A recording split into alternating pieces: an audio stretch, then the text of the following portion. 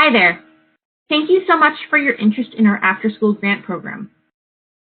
We created this brief walkthrough to take you through the application and answer some commonly asked questions. Before we jump in, I want to highlight a few things. First of all, if you haven't accessed this application yet, you can find the link to the application in the description below. You can also find the application on our website at ysa.org/grants. On the grant sign-up page, which you're seeing before you, we have included a few links to some helpful resources as you work to put together your application. First of all, we have our YSA Knowledge Center. This is a really great place to find our toolkits that can help you plan a project from beginning to end. Resources include our Youth Changing the World Toolkit, Kids in Action Guide, and Semester of Service Toolkit. We also have a number of issue-specific resources, those focusing on ending hunger, road safety, and disaster preparedness. We also have a link to our Idea Center that will give you some different project ideas that young people, schools, and organizations have put into place. One really great thing about this page is that you're able to see different project examples based on sparks or what youth love to do, as well as fire. What do youth care about? What issue are they passionate about making a difference in? The last resource that we've put a link to is our scoring rubric. This is what we'll be using to review your grant application. We highly recommend taking a look at this page, either before you start your application or as you're filling it out, as it specifies exactly what we're looking for each question component, as well as the point value that we allocate for each.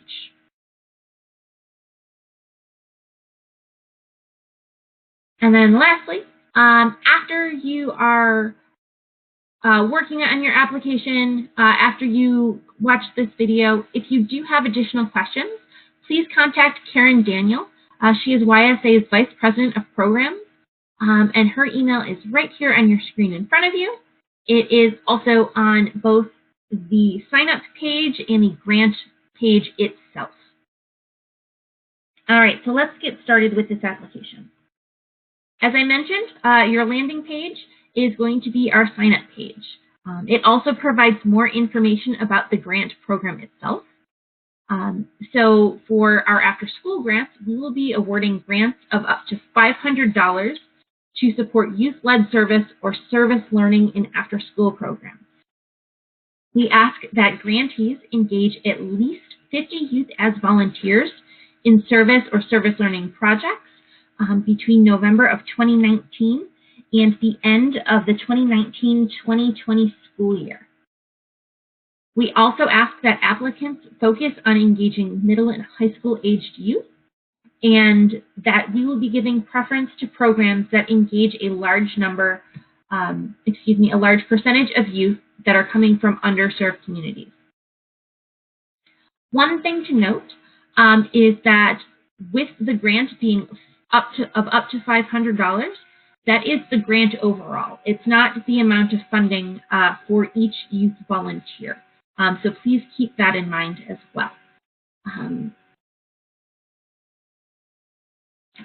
So then we will ask you to sign up to access the application.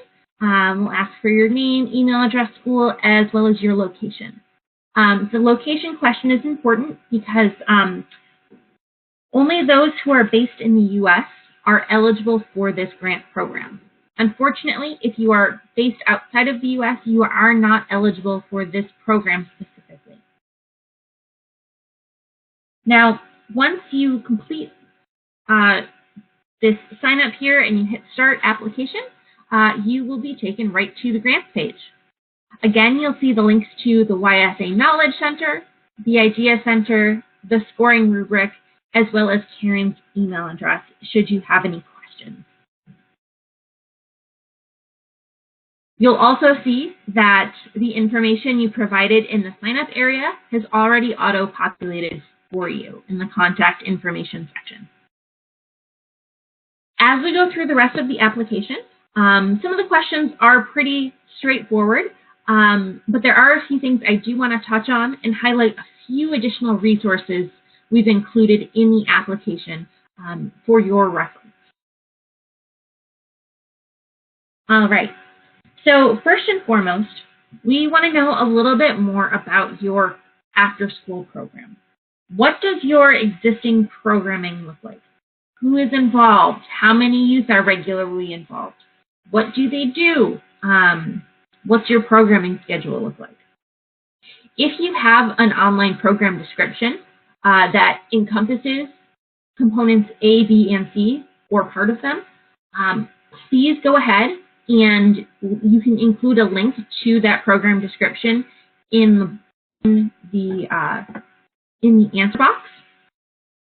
If the online description references part of these components, we just please ask that you expand upon the additional components so that we have a full grasp of what your program currently looks like.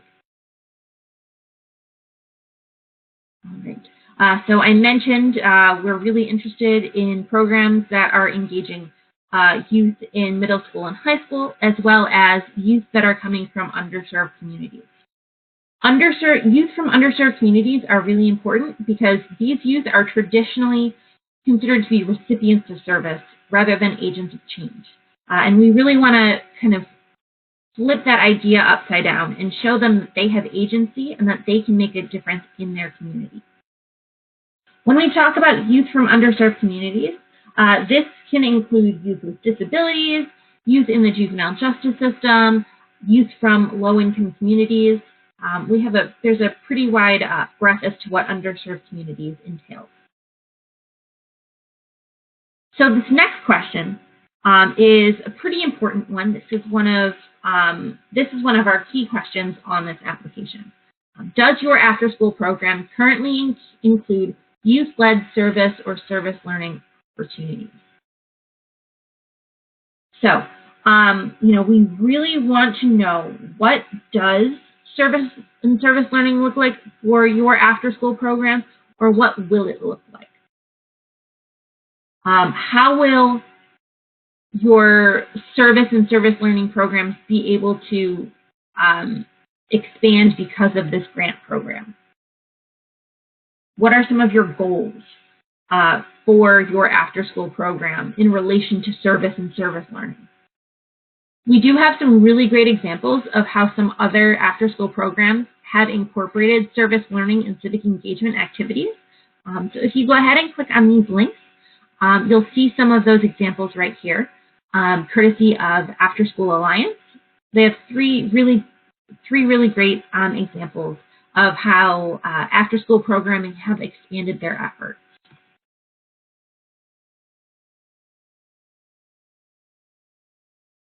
Okay. So then we have the question of how many total hours do you estimate that youth will participate? This is always one that we always get questions with. So for this, we're looking for the total number of hours rather than the number of hours each volunteer will serve.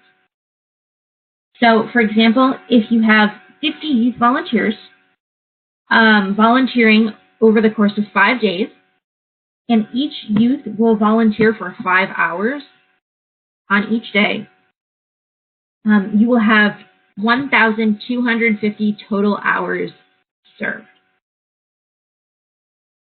Now, please make sure that as you're calculating that number, you also take into consideration every single aspect of the project where youth would be volunteering. This includes planning, reflecting, as well as celebrating and demonstrating the work that they've done.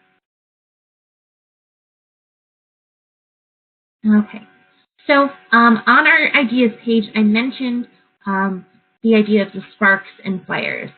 So we really want to know what opportunities will exist for youth to apply their sparks, or the things that they're really interested in, or the things that they're really good at, to help design or implement service projects.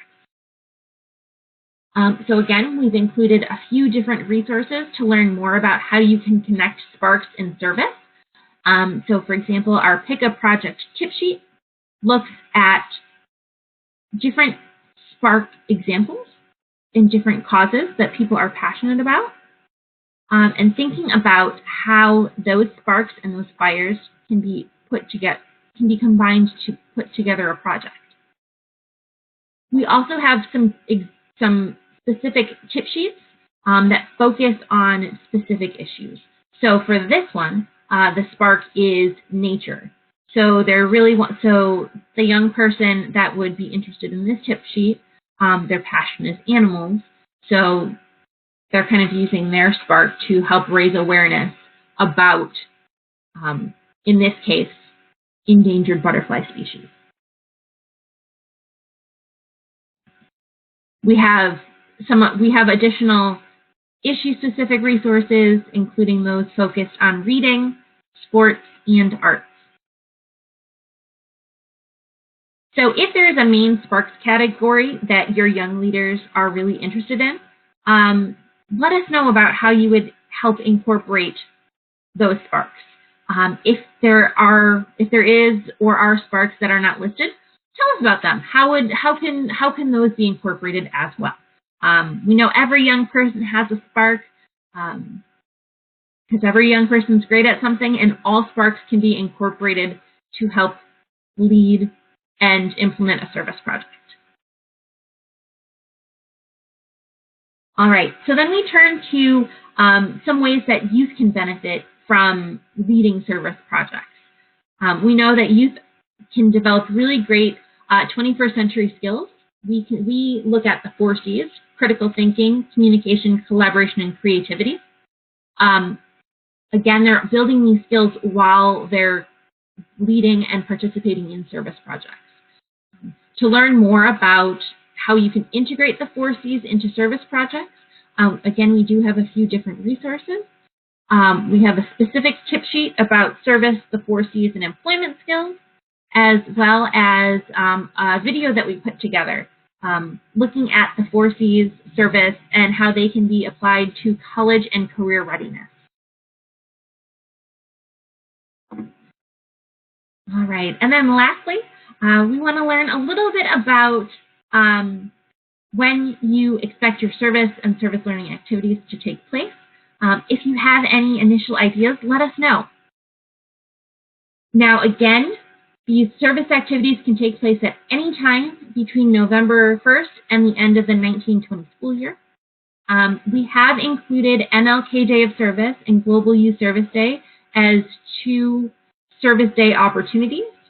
Again, participation in these days are optional, but they serve as really great jumping off or recognition points. And they're also days recognized by the wider community that can then be used to help elevate the story of service in your own community. All right, so thank you for joining me for this walkthrough. Again, if you do have any questions, please do not hesitate to reach out. And also, we just ask that if you are interested in submitting an application, that you do so by Friday, October 4th at 11:59 p.m. your local time. Thank you again, and we look forward to seeing your application.